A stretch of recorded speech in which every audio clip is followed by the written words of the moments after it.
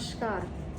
आप सभी का बहुत बहुत स्वागत है मेरे चैनल हमारे सितारे ज्योतिष में। मैं डॉक्टर कौशल्या बहार आज आपके लिए कुछ विशेष जानकारी लेकर आई हूँ। मेरे इससे पिछले वीडियो में आपने जाना कि सूर्य का प्रभाव कुंडली के 12 भावों में कैसे होता है, तो उसी श्रृंखला को हम आज आगे बढ़ाएंगे और आज हम बात करेंगे चंद्रमा की कि चंद्रमा कुंडली के 12 भावों में अपना प्रभाव किस प्रकार दिखाता है। चंद्रमा क्या है? चंद्रमा मन का कारक है, चंद्रमा धनदायक ग्रह है, चंद्रमा माता का कारक भी होता है और चंद्रमा हमारी मनोदशा का कारक भी है। हमें जो क्रोध आता है, हमारे मन में जो विनोद भाव होता है, हमारे मन में जो चंचलता होती है, जो अच्छे विचार होते हैं, उसका कारक भी चंद्रमा ही है। तो एक और विशेष जानकारी आपको मैं देना चाहूँगी कि कुंडली के जिस भाव में भी चंद्रमा होता है और जिस भाव में वह दृष्टिपात करता है, उन भावों से हमें विशेष लगाव या जुड़ाव होता है। अर्थात अगर पंचम में होता है तो वह संतान से हमें विशेष लगाव या जुड़ाव देता है। मतलब जिस भाव में होता है उस भाव के जो कारक होते हैं, उन भावों से संबंधित जो जातक होते हैं, उनसे हमें विशेष प्रेम या लगाव रहता है। और एक बात और है कि यहाँ पर हम सिर्फ चंद्रमा के विषय में जानकारी देंगे। हम आपको ये नहीं बताएंगे कि यहाँ पर ये कौन सी राशि है या किसी विशेष राशि में है क्या। हो सकता है कि आपकी कुंडली में चंद्रमा उच्च का भी हो, शत्रु क्षेत्री भी हो, क्षीण भी हो, स्वराशि का भी हो या मित्र राशि का या शत्रु राशि का भी वह हो सकता है। तो हम सिर्फ जनरल प्रेडिक्शंस कर रहे हैं कि चंद्रमा कुंडली के लग्न में या 12वें भाव में या किसी भी भाव में हो तो किस प्रकार का अपना प्रभाव देगा। तो मैं आशा करती हूँ कि आपको मेरी ये जानकारी अच्छी लग रही होगी। अगर आपको मेरे वीडियोस अच्छे लगते हैं तो आप इन्हें लाइक कीजिए, शेयर कीजिए और कमेंट्स करना न भूलें।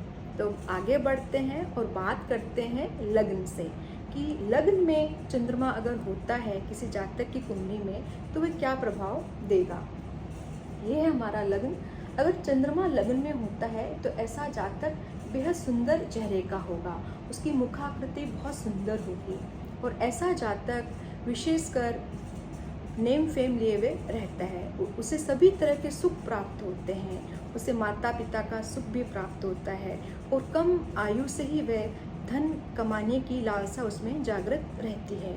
और ऐसा जातक जिसके चंद्रमा लग्न में हो, विशेषकर वह स्त्रियों का प्रिय पात्र होता है, अर्थात उसे स्त्रियों से विशेष मान सम्मान प्राप्त होता है। तो ये तो सब हुआ हमारे लग्न में अगर चंद्रमा हो तो क्या प्रभाव डालेगा ऐसा चंद्रमा। ऐसा व्यक्ति बहुत ही भाग्यशाली भी होता है, उसे सभी सुख जो होते हैं उसे मिलते हैं, जीवन के सारे सुख उसे मिलते हैं। अब हम बात करेंगे चंद्रमा दूसरे भाव में हो तो कैसा रहता है, क्योंकि चंद्रमा धनदायक ग्रह है। अगर दूसरा भाव में आता है तो चंद्रमा धनदायक ग्रह हो जाता है, क्योंकि दूसरा घर जो होता है वो धन से संबंधित रहता है। और यहाँ पर काल पुरुष की कुंडली में वृषभ राशि होती है, यहाँ पर धन जो होता है वो स्थिर रहता है। ऐसा जातक जिसके दूसरे घर में चंद्रमा हो वह विशेषकर धन कमाने वाला व्यक्ति होता है। ऐसा व्यक्ति अपने धन को परोपकार में लगाता है, उसे कुटुंब से विशेष प्रेम होता है और कुटुंब का वह प्रिय पात्र भी होता है।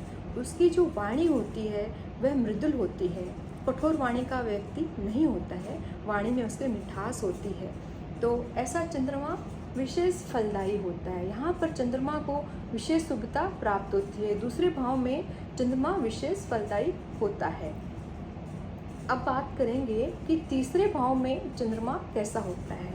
तीसरा भाव जो होता है वो हमारे पराक्रम का होता है। हम जो काम करते हैं, जो हम कार्य करते हैं अपनी आजीविका चलाने के लिए, जो हम एफर्ट्स लगाते हैं अपनी लाइफ में, तो उसका कारक तीसरा भाव होता है। भाई बंधुओं का भाव भी यही होता है। यहाँ पर अगर चंद्रमा आ जाएगा तो कैसा रहेगा। अगर चंद्रमा तीसरे घर में होता है तो ऐसा जातक भाई बंधुओं का सहयोग करने वाला भी होता है, उसे स्वयं कोई भाई बंधु से सहयोग प्राप्त होता है। ऐसा जातक अगर अपने भाई बंधुओं के साथ मिलकर काम करे तो उसे विशेष फल मिलता है यहाँ पर। और ऐसा चंद्रमा छोटी मोटी यात्राएं जरूर करवाता है और कभी कभी विदेश यात्राएं भी उसकी जरूर होती है। और ऐसा व्यक्ति धन कमाने की लालसा उसमें विशेष प्रबल होती है और ऐसा व्यक्ति अपने पराक्रम के आधार पर अपने भाग्य का निर्माण करता है। तो तीसरा चंद्रमा शुभ होता है क्योंकि सीधा नवम से सप्तम होता है, तो ऐसा चंद्रमा भाग्य की वृद्धि जरूर करता है। अब हम बात करेंगे कि चतुर्थ भाव में, तो चतुर्थ भाव में अगर चंद्रमा होता है तो कैसा प्रभाव डालता है।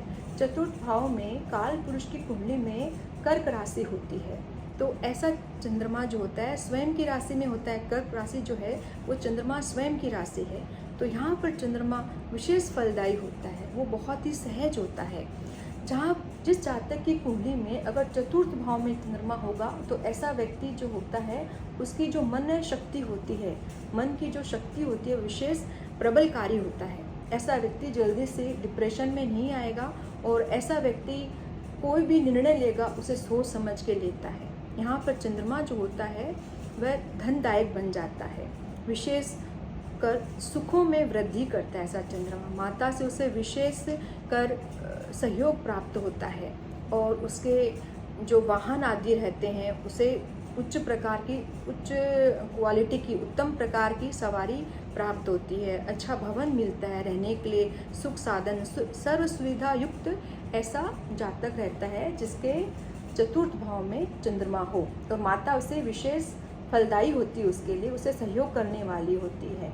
और गृहस्थ जो रहता है उसका जो गृहस्थी का जो भाव है, चतुर्थ भाव गृहस्थी का भाव भी है, तो यहाँ पर अगर चंद्रमा रहता है तो पति पत्नी में भी सामंजस्य बहुत अच्छा बनाता है ऐसा चंद्रमा। वहाँ पर कलेश आदि की कोई भी स्थान नहीं रहता है। अगर चंद्रमा किसी जातक के चतुर्थ भाव में अगर बैठा है तो विशेष फलदायी होता है चतुर्थ का चंद्रमा।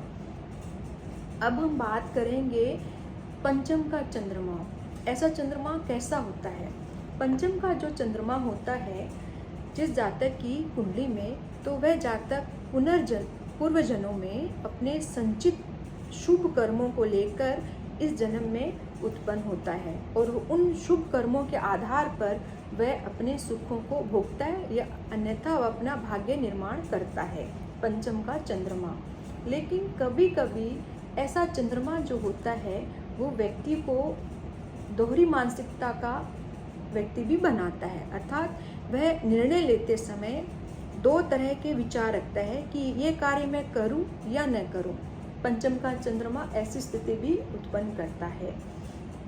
पंचम का चंद्रमा अच्छी शिक्षा भी दिलाता है व्यक्ति को, किंतु कभी कभी ऐसा चंद्रमा अगर विशेष राशि में हो तो व्यक्ति को कन्या संतति अधिक हो सकती है।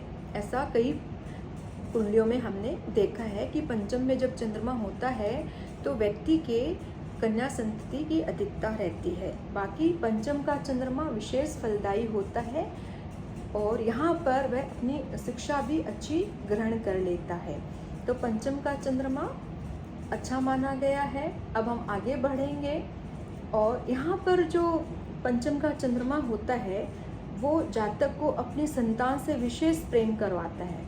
ऐसा जातक अपनी संतान से विशेष प्रेम करता है, उसकी टेक केयर बहुत अच्छे से करता है जिस जातक के पंचम में चंद्रमा हो।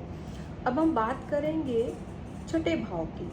अगर छठे भाव में चंद्रमा आ जाता है तो क्या फल देगा। छठे भाव का चंद्रमा अपने आप को यहाँ विशेष सहज महसूस नहीं करता है। छठा भाव रोग रिपु ऋण आदि का होता है। यहाँ पर धनदायक ग्रह अगर आकर के बैठ जाता है तो पहली बात तो ये कि वो बहुत अधिक धन विशेष मात्रा में नहीं कमा पाता है, लेकिन ऐसा किन्हीं विशेष परिस्थितियों में होता है। किन्हीं कुंडलियों में हमने देखा है कि यहाँ का चंद्रमा धनवान भी व्यक्ति को बनाता है, क्योंकि बाकी ग्रहों की स्थितियाँ भी निर्भर करती है पूरी कुंडली में। लेकिन अधिकतर ऐसा चंद्रमा जातक को मानसिक रूप से कमज़ोर बनाता है।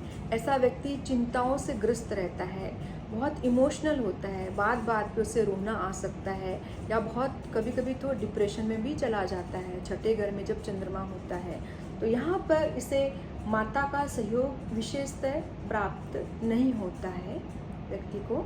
और अगर किसी स्त्री की कुंडली में छठे घर में चंद्रमा हो तो उसका जो मेंस्ट्रुअल साइकिल जो होता है वो कभी कभी डिस्टर्ब हो सकता है, क्योंकि चंद्रमा तरलता का कारक है।